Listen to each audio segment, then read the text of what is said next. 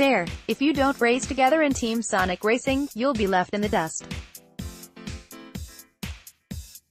By Brendan Graeber Racing. Along in Shadow the Hedgehog's sleek sports car, I was nearing the head of the pack, drifting around corners to gain short speed boosts and using block-shaped wisps to leave behind as hazards.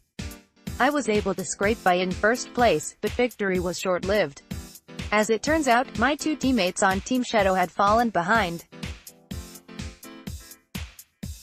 I neglected to keep an eye on their place, and because of this, another team managed to finish in third, fourth, and fifth, and secured the Gold Cup.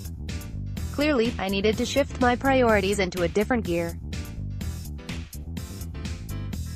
If you aren't playing as a team in the aptly named Team Sonic Racing, expect the coveted Gold Up to remain out of reach. But how exactly do you work as a team during a race? Back in the days of Mario Kart 64, I often played with a friend who had difficulty keeping up, and so our solution was for him to run interference from the backlines, causing havoc at the cost of getting lapped if it meant I'd stay in the lead. Sonic Racing has a different approach that, if executed properly, can elevate everyone instead of just one good player. Each allied car creates clear and distinct trails that cover a good distance, and following in the slipstream of a teammate will earn you a sizable boost. This means you'll need to always be sticking at least a few positions near your crew, to give them more possibilities to get behind you, surpass you, and gain boosts from them. There's a good feeling of give and take that prioritizes efficiency, especially because the teams in my demo were always comprised of one speed-focused car, one technique-oriented car, and a heavy-class car.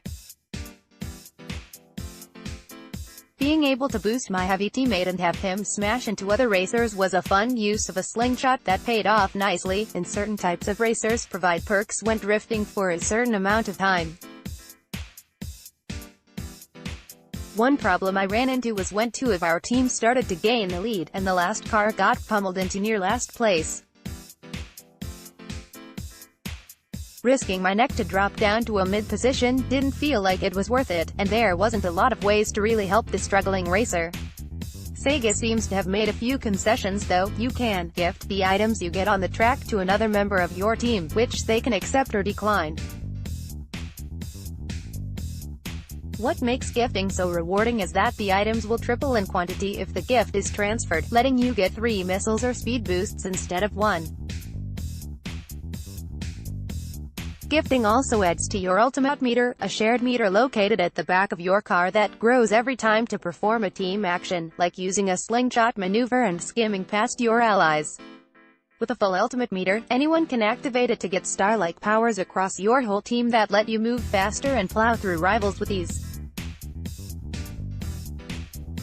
Quote, risking my neck to drop down to a mid-position didn't feel like it was worth it. Despite this, I still feel like a string of bad luck, which is always in abundance with full racers and hazards everywhere, can force your team apart, and if you don't get the right items to send to your struggling friends, you'll either have to take a big risk and drop behind to support, or hope for the most points at the end of the race.